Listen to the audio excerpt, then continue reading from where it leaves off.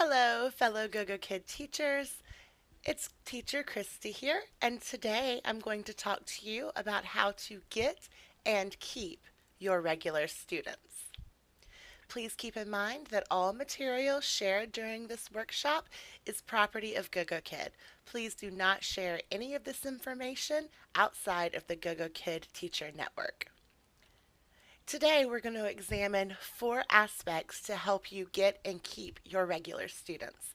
They are class performance, parent satisfaction, converting those trials, and tips for getting those repeat bookings.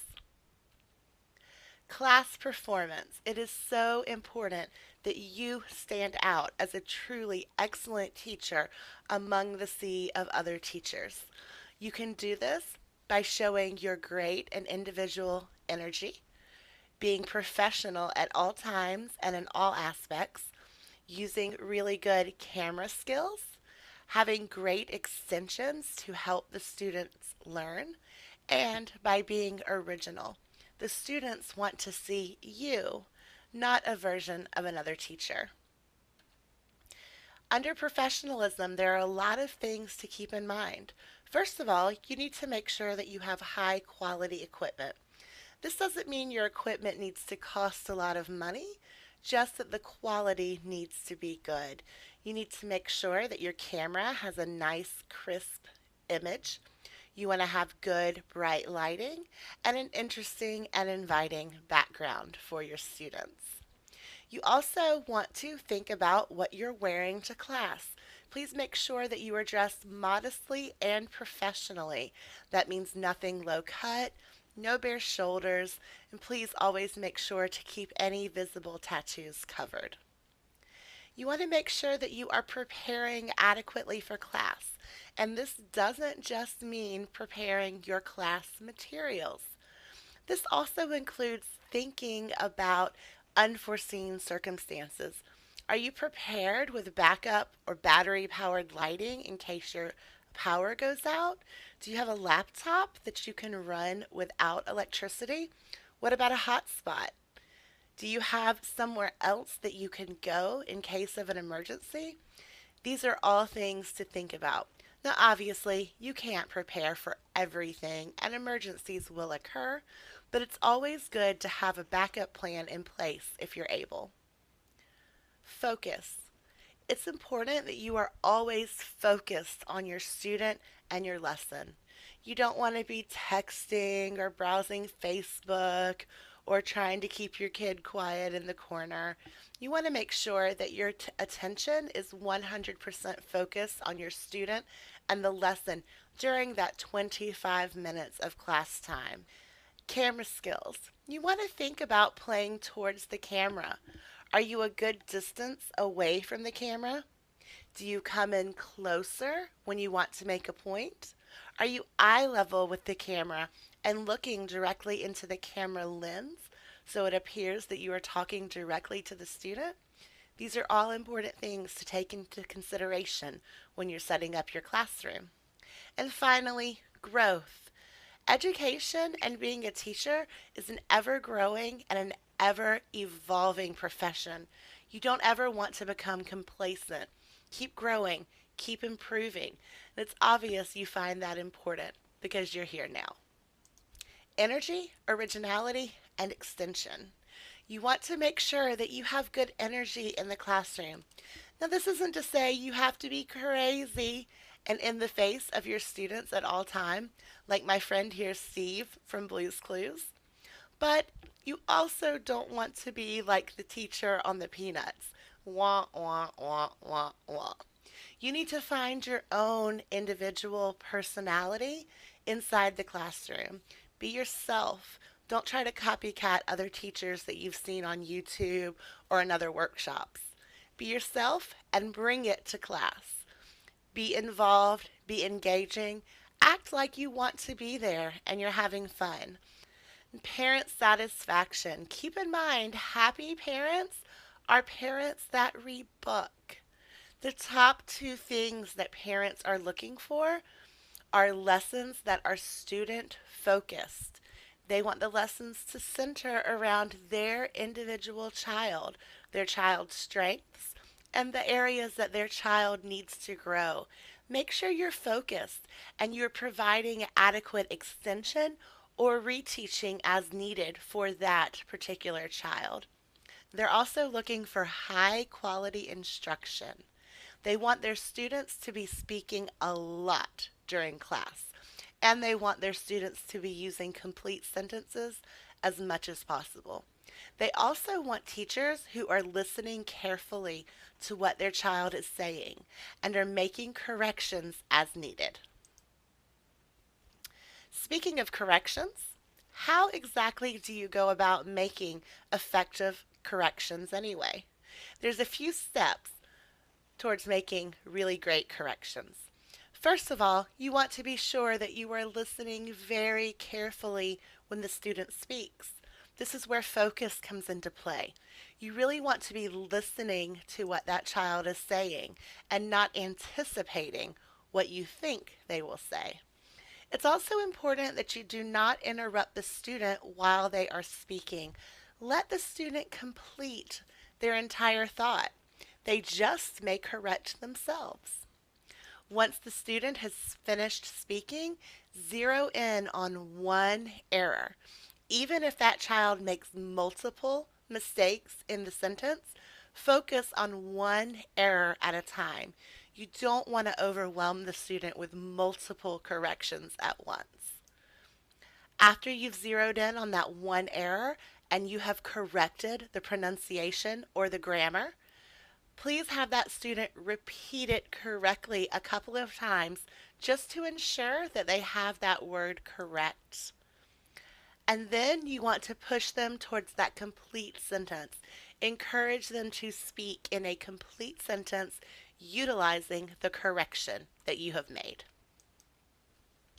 Writing great feedback is another really important aspect towards getting repeat students. You want to make sure that your feedback is always starting with something positive. In the middle, you can add a little bit of constructive feedback, areas of growth or improvement, and then you always want to close out with something positive as well. Some of the key components, basics in the feedback, you want to make sure that you are summarizing the new skills that the student has learned. And then you can give one or two specific areas of improvement. It's also really important that you use feedback as an opportunity to remind the parents of any upcoming assessments or projects they may need to help their student prepare for. Also, you want to liven your feedback up a little bit. Find new ways to praise the student. Don't just say, good job, great job, over and over again. Find new ways to word that. Also, once you have established some regular students, use the feedback as a way to ask some rapport building questions and get to know some more about the student's interests. That can help you tailor some of your rewards or in class activities to things that your students prefer. You can also assign some fun but content related homework just to liven things up a little bit. I'm not talking about writing sentences or anything really time consuming. I'm talking more about if your lesson is discussing family, maybe ask the student to bring a photo of their family to next class.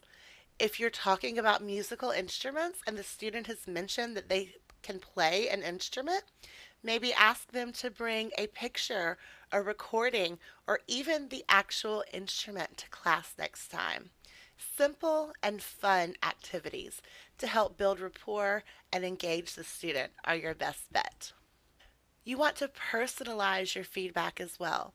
It's okay to keep templates, but please make sure that you are customizing these templates to fit the specific needs of each individual student. Make sure you're letting the parent know just how much you truly enjoy teaching their child and give them something to look forward to next class. And finally, don't forget, make sure you're keeping your feedback direct, objective, and respectful at all times. You want to use a friendly and professional tone with an active voice. And make sure you triple check for any grammar or spelling errors. You are an English teacher after all. Finally, feedback is a great chance to plant that seed for future bookings. Go ahead and assume in your feedback that your child will rebook with you. Let them know that you are looking forward to seeing them next class. Converting trials. This is what every Go-Go Kid teacher strives to do in those trial classes.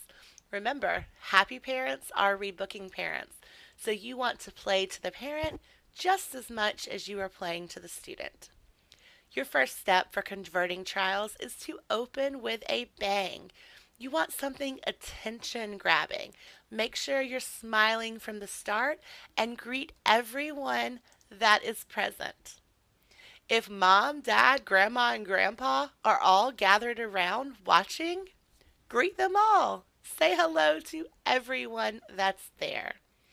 Make sure that you are encouraging the student to greet you and ask them to greet their parents. Hello, mom. Hello, dad. Hello, grandma. Greet everyone. If the child is old enough to understand, go ahead and ask a couple of age and level appropriate questions, such as how are you? How old are you? What did you do today? Anything like that to go ahead and start building that relationship. You want to make sure that you are ensuring the student comfort at all times. Uncomfortable students are not learning. You need to think about that affective filter, which is that boundary that can sometimes prevent students from learning. You want that filter nice and low for optimal student learning. So you need to make the student's comfort level your priority. Try to find ways to make them laugh and to make connections. Be a little bit silly, but not completely over the top. Build to it and match the student's energy level. Make sure too that if possible, you are using the student's name as much as you can. Also, make sure that you are teaching well. Yes, you want the trial lesson to be as fun and exciting as possible, but you also need to make sure that you are using high quality instruction techniques during the lesson. And finally, you want to make sure that you are closing that trial lesson strong. You want to give your student lots and lots of praise. Make sure you go over and review all of the rewards with the student. Count how many scoops of ice cream they got. Talk about their 5 stars and make a really big deal about it. Make sure that you are thanking the student and thanking the parent. Say goodbye to the student, say goodbye to the parent, and make sure you let them know that you'll see them next time. And finally, tips for rebooking, ways to make it happen. Make sure that you are establishing rapport with your students. You want to make connections and you want them to remember you just as you want them to know that you remember them. Keep class fun. Be engaging, be a little silly, joke, laugh, have a good time. Make it your goal for the student to have a good time too. Make sure you're maintaining a regular schedule. These families and children are very, very busy, and often they like having class at the same time on the same day each week. The more regular your schedule is, the more likely they are to rebook you for future classes. Make sure you're building on prior connections. If your student told you previously that they have a soccer game coming up, the next time you see that student, ask them how their game was.